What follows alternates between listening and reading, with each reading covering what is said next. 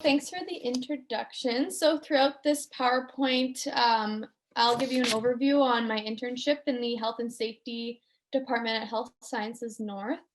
First and foremost, I'd like to thank Krosh for this awesome learning opportunity. I learned a lot and I'm very grateful for the experience. So for an overview, first I will be discussing what an occupational health and safety nurse is. Then I'll be touching on the three major projects that I was involved in, which included health promotion, the influenza campaign, and the workplace violence and prevention strategic projects. So to begin, I'll discuss the certification process and the roles and benefits of an occupational health and safety nurse. So my supervisor for my internship is an occupational health and safety nurse as well as the manager. So to begin, an occupational health and safety nurse must first be a registered nurse under the College of Nurses of Ontario. Then you have to complete 3,000 hours of clinical experience in occupational health and safety department. Then once that's complete, you can take the occupational health and safety nurse. Then you have to apply for your certification under the Occupational Health and Safety Nurses Association. So it's quite a lengthy process. So what are the workplace benefits of having a certified OC health nurse? Well, occupational health and safety nurses can be a part of disability management. This is beneficial for workplaces because it leads to decrease in workers missing work. Absence from work is costly, so this decreases the cost through the implementation of disability management. Health and wellness promotion is a major part of the role of OC health nurse. So we work with other staff members to distribute new policies and education regarding health and safety. At Health Sciences North, we did this through working towards updating the Code White policies and ensuring that all floors were receiving the proper education based on their risk level. Program management is another benefit of having an occupational health and safety nurse. So I actually was able to be a part of some program management plans through this internship, which I will get to. But basically, the OC health and safety nurse works with the company and Ministry of Health to implement programs that address health and safety concerns that may have come up over the years, or if there's any trends and safety issues, to create a safer environment for employees. One thing that I was involved in for the health promotion strategic plan involved ensuring the Ministry of Health COVID-19 document called Management of Cases and Contacts of COVID-19 in Ontario, which is a 43-page document, was in alignment with COVID-19 logarithm, which I'll be showing you on the next page. So I reviewed this entire document and ensured that it was reflected through the logarithm, which it was. So this is the HSN logarithm that was developed for the management of COVID-19 cases for any healthcare worker that may develop COVID-19. We need to make sure that this was in alignment with the document I previously showed you. So it's constantly being updated. So this is not what it looks like anymore because it was being updated every single week. This is fairly an old one. As you can see, it was developed September 9th by the Health Department. So I'll kind of walk you through what it looks like if someone were to develop the COVID-19 symptoms. So if a healthcare worker was symptomatic, the manager would need to send the healthcare worker home and ask them to contact the assessment center for COVID-19 screening. And continuing on, if the healthcare worker were to develop symptoms and test positive, they need to self-isolate for 14 days after symptom onset. Then they can return to work after the 14 days, and if they are symptom-free for 24 hours post 14 days. The manager would also need to initiate contact tracing. And at the bottom here, we have self-isolation and work isolation documents. So yeah, overwhelming, but it's a really helpful tool for managers. So I had the opportunity to attend a COVID-19 vaccine ethics seminar with the OC Health Department and through the University of Toronto. I learned quite a bit through this seminar as it discussed creating a climate of trust, which is extremely important to understand since there's now a COVID-19 vaccine. So it's important to figure out how we as an organization, HSN, distribute information regarding vaccination when it comes time. The way we distribute information regarding the vaccine will determine if people are going to be willing to get it. It's all about trust and ensuring that accurate information based off of research and not media is distributed. This is a comic I thought was fitting for the current situation. So through this seminar, they discussed the importance of continuing to ask ourselves ethical questions. The main message from the seminar related to HSN and the OC Health Department is ensuring that when it comes time to distribute the vaccine through the organization to provide the most accurate information based on research. We need to have access to clinical trials, and policies need to be in place for vaccine injury compensation if it comes to that, or if anyone has any adverse reaction, appeal access, and we need to actively listen to people's concerns regarding getting the vaccine, because this is an extreme time of vulnerability. We need to allow people to make their own informed decisions based on the most up-to-date, accurate information. Failure in any of these will lead to mistrust and vaccine resistance, so there's a major emphasis on evidence-based practice. So one of the issues highlighted by the Occ Health and Safety Department included smoking violations around the hospital. So to help brainstorm strategies to decrease smoking violations around the hospital included me conducting a literature review. So the data I used for this topic included Google Scholar and PubMed, which are two databases I felt were fitting. So this is just an overview of what my literature review looked like. So I ended up finding 5 articles with PubMed and 1 article with Google Scholar. Some strategies I ended up discovering that were found useful by research through this literature review included Smoke Less campaign, signs for staff, visitors, and patients, and smoke in designated areas, educational posters and talks including self-learning packages, policies regarding smoking, including fines for not smoking in designated areas. Of course, we need to keep in mind that not all tobacco use should be viewed negatively. We need to approach this carefully because tobacco is used in cultural practices as well. So we need to examine the ethical side of this. Smoking cessation services, such as support for those who wish to quit. This may include peer support groups from people who quit in the past, and ensuring that public are aware of these services, especially staff targeted at people who are willing to set quit dates.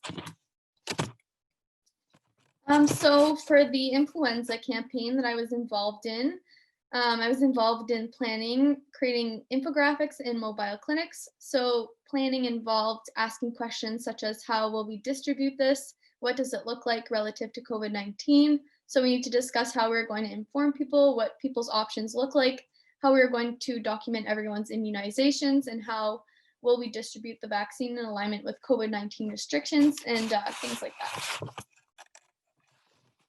So this is an infographic I created. The targeted audience being HSN staff. Again, it's important to base the information we distribute off accurate, up-to-date research. So that's what I did.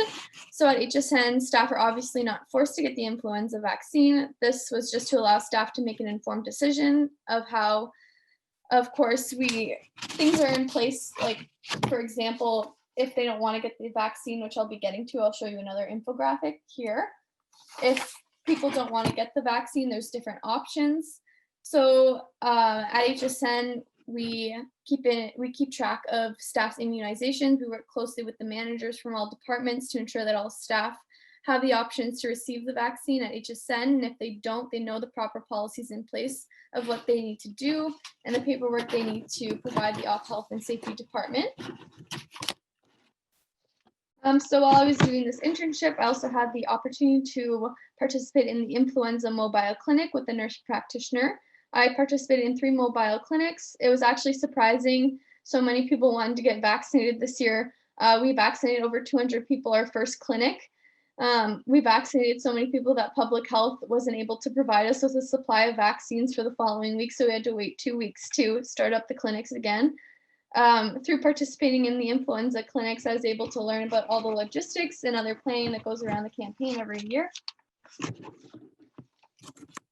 So I was able to also participate in some workplace violence and prevention developments, which included needlestick injury auditing and implementation of Code White training. So for the Code White self-learning packages, I helped to support auditing and training of all floors through identifying any gaps in knowledge and strategies for managers to incorporate in their educational tool. We communicated with different floors and examined the risk level. So basically each floor's education regarding Code White was determined by their risk level. So the psychiatric unit was higher risk level.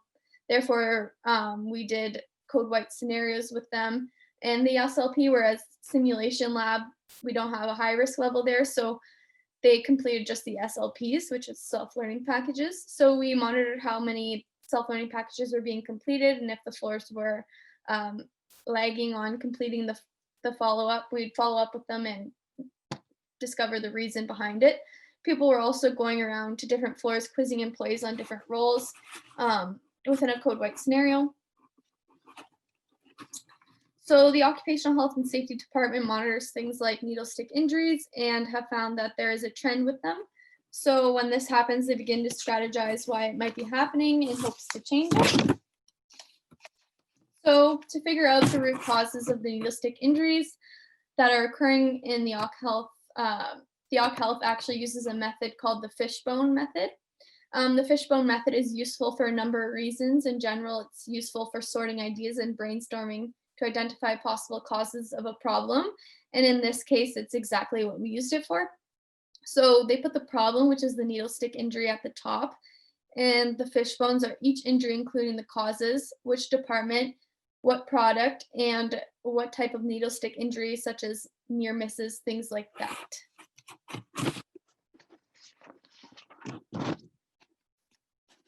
So some takeaways that I've learned throughout this internship included it's important to examine our audience when distributing information. Policies are constantly changing. We need to stay up to date with public health and the Ministry of Labor guidelines. Additionally, interdisciplinary collaboration is extremely important, especially when distributing information. For example, understanding how everyone fits into the healthcare system and their roles. It makes things a lot easier when you're trying to get the message out. And it makes your work that much better when you're not doing it alone and diverse perspectives are being taken into consideration. Lastly, I've learned you cannot enforce things, but you can inform them. When people are informed with trustworthy information, it makes a greater impact than forcing a policy. Showing people the data and why things may be happening, then providing them with the proper education to fix things makes a major impact. And that concludes my presentation. Thanks very much, Kelsey. Definitely kind of rings a bell for me in terms of like reaching out to the audience and kind of being aware of how that knowledge is translated. So really great takeaways. It sounds like it was a really great experience as well. So thank you for sharing that. Yeah, no problem. We do have a couple of audience questions. So do you think that some of the things, the problems and challenges you met with at HSN are specific to Northern Ontario, or is it more general to all health units, or are there Northern Ontario specific challenges that you did face? In what aspect? Like for the influenza clinic, like what part? Or was there anything, I guess, Northern Ontario centric through any of your projects that you like, that was only something we'd see in Northern Ontario? I think I want to say yes, because I think every hospital has their challenges depending on where they are. So I want to say yes. So I guess, for example, like how many, I think that's a tough question because we have different things, like, for example, like different factors influencing our like risk levels of different floors, and like the patient population is much different. So I want to say yes for that. For the code whites, for example, there's a lot of different influencing factors for how people like their environment and all that kind of stuff. So I think that maybe like with the code whites and stuff like that, I think that Northern Ontario definitely we'll see something different for Northern Ontario versus Toronto in that sense. So I'll say yes to that for sure. Okay, yeah, that makes sense. And does your, through your work, does your occupational health and safety experience, like through, different manners in which you gained these experiences, how does that like change your perspective as a nurse, or does it? Yeah, so I think that this has definitely changed my perspective as a nurse. Like the emphasis on interdisciplinary collaboration is like huge with the Occ Health department. Like kind of like, for example, for the needlestick injuries, the process that they go through, it's not just, you need to like have everyone's help. So after we identify, the issue with needlestick injuries, say we'll go to the nurse clinicians, and if we find through the needlestick injuries, it's a technique problem, and the technique, like the pressure you put for the needle retraction for different syringes and stuff. If it's a technique problem, we'll go to the nurse clinicians and they talk to their staff and they educate on how to provide different things. And then once they provide the education, we kind of go back to the drawing board and see if there's a change in the needle stick injuries. And then we kind of evaluate there. And if there's no change, then maybe we'll go to the pharmacy department. Maybe it's something with like how it's the needle's engineered. So we'll talk to the pharmacy department. So the collaboration is huge. So I think that like I'm gonna definitely take that and like be more collaborative, and because collaborative work I find is just a way bigger effect on how the outcomes for patients and the outcomes for workplace environment. Absolutely. No, that's very cool. And do you have any advice for students in the audience about seeking out their own internships or things to keep in mind when wanting to do an internship at, not necessarily the health unit, but in general, but in a field that they're passionate about, like you are?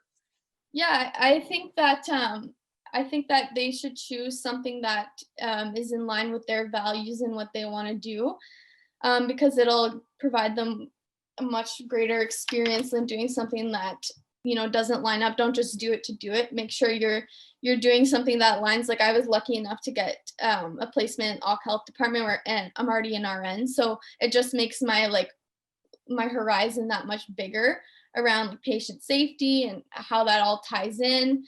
So I think maybe seeking out something that's in line with your morals and values and what you want to do in the future, definitely pick something related to that.